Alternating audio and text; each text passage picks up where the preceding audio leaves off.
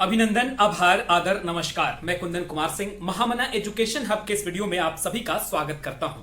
तो दोस्तों, इस वीडियो के माध्यम से आप सभी के समक्ष भारतीय संघ की राजभाषा हिंदी के बारे में चर्चा करेंगे। इससे रिलेटेड जितने भी महत्वपूर्ण पॉइंट्स होंगे, फैक्ट्स होंगे, उन सबको आप सब तक लाने की भरपूर कोशिश करूंगा इस वीडियो के माध्यम से। कृपया करके पूरा देखिए और देखने सुनने के बाद में मैक्सिमम लोगों तक शेयर भी कीजिएगा। चलिए शुरू करते हैं।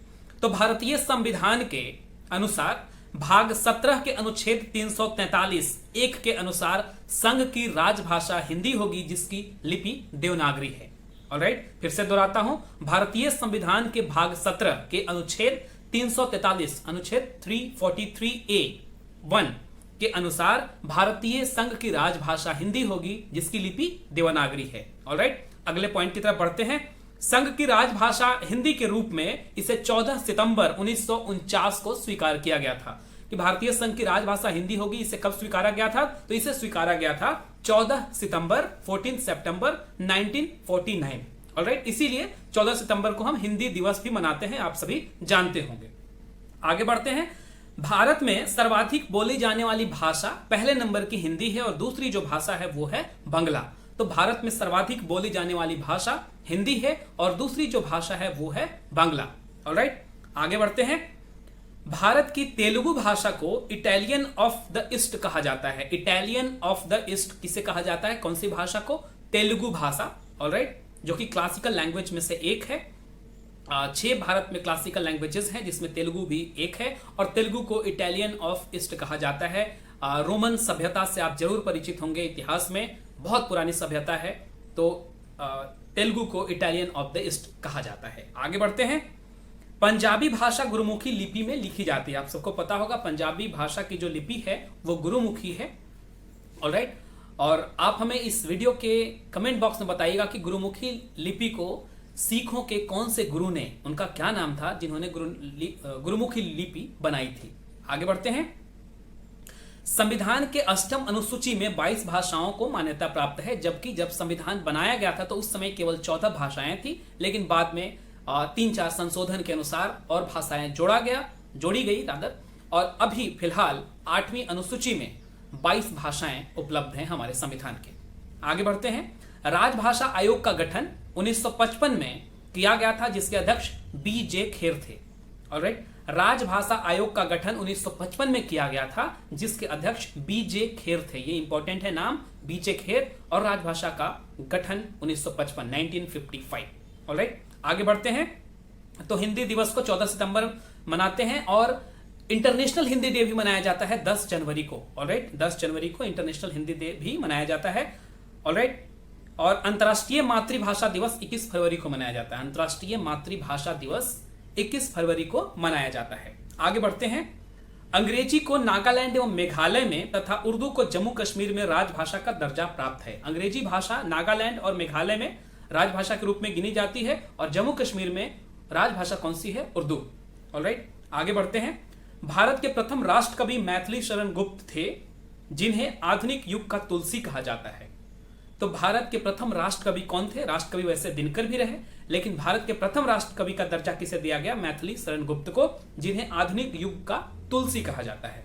तुलसी मतलब तुलसीदास। ऑलराइट, आगे बढ़ते हैं। आधुनिक युग की मीरा किसे कहा जाता है? तो आधुनिक युग की मीरा महादेवी वर्मा को कहा जाता है। ऑलराइट, और भारतीय आत्मा के रूप में माखनलाल चतुर्वेदी को कहा जाता है। माखनलाल चतुर्वेदी को भारतीय आत्मा कहा जाता है। वो बहुत बढ़िया वीर रस की कविताएं लिखा करते थे। मुझे तोड़ लेना बनमाली, उस पद पर देना तू फेंक, मातृभूमि पर शीश चढ़ाने जिस पद से जाए वीर अनेक। आपने सुनी होगी पुष्प की अभिलाषा, बहुत सुंदर पंक्तियां लिखी है माखनलाल चतुर्वेदी ने, जिन्हें भारतीय आत्मा कहा जाता है।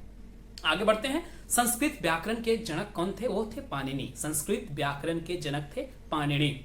इसके बाद विश्व का आदि महाकाव्य रामायण को और आदि कवि वाल्मीकि को माना जाता है। विश्व का आदि महाकाव्य रामायण को और आदि कवि वाल्मीकि को माना जाता है। ऑलराइट, जिन्होंने रामायण लिखी थी वाल्मीकि जी ने। आगे बढ़ते हैं। रामायण मूलतः संस्कृत भाषा में लिखी गई है, जबकि रामचरितमानस जिसको तुलसीदास ने लिखा वो अवधी भाषा में लिखी गई है। एक और फैक्ट बता देता हूं कि रामचरितमानस तुलसीदास ने बनारस के तुलसी घाट पे लिखी थी। बाद में उस घाट का नाम तुलसी रख दिया गया, लेकिन वहीं पर एक कमरा भी बना हुआ है जिसमें ऐसा कहा जाता है कि वहीं पर तुलसीदास रहते थे और गंगा में स्नान करते थे, खान पान करते थे और वहीं पर उन्होंने क्या बोलते हैं कि रामचरितमानस की रचना की थी। ऑलराइट, आगे बढ़ते हैं। संसार का सबसे बड़ा महाकाव्य महाभारत है। संसार का सबसे बड़ा महाकाव्य क्या है, एपिक कौन सा है, तो वो है महाभारत, जिसके रचना वेद व्यास ने की थी और इसकी भी रचना बनारस में ही हुई है। ऑलराइट, इनफैक्ट गीता का ट्रांसलेशन जो किया गया था, अंग्रेजी अनुवाद, तो वो भी बनारस में ही चार्ल्स विल्किंस के द्वारा किया गया था। बहुत सारे तथ्य जुड़े हुए हैं और हिंदी भाषा की जब बात करते हैं तो बनारस उसका एक तरीके का गढ़ कहा जाता है। बहुत सारे महापुरुष, बहुत सारे लेखक, बहुत सारे कवि और तमाम तरह के ऐसे लोग जो बनारस से जुड़े रहे, उन्होंने हिंदी भाषा में बहुत महान योगदान दिया, मुंशी प्रेमचंद। ऑलराइट, आगे बढ़ते हैं। हिंदी का प्रथम बड़ा महाकाव्य पृथ्वीराज रासो है। पृथ्वीराज रासो जिसके रचना चंद्रवर दाई ने की थी और बहुत ही इंपॉर्टेंट है। जो भी हिंदी साहित्य के विद्यार्थी होंगे उनको जरूर इसका कुछ मूल मंत्र पता होगा। आगे बढ़ते हैं। महाभारत के रचयिता महर्षि वेद व्यास थे, आपको पता है। हिंदी भाषा इंडो यूरोपियन से संबंधित है। हिंदी भाषा किससे संबंधित है, तो Indo European language. Alright, Kalidas को भारत का शेक्सपियर कहा जाता है। कालिदास ने बहुत सारी किताबें लिखी, संस्कृत के विद्वान कहे जाते थे और भारत का शेक्सपियर भी कहा जाता था कालिदास को। अभिज्ञान शकुंतलम, ऑलराइट, बहुत अच्छी कृति है उनकी। आगे बढ़ते हैं। सुमित्रा नंदन पंत को प्रकृति के सुकुमार कवि के नाम से जाना जाता था। सुमित्रा नंदन पंत को प्रकृति के सुकुमार कवि के नाम से जाना जाता था।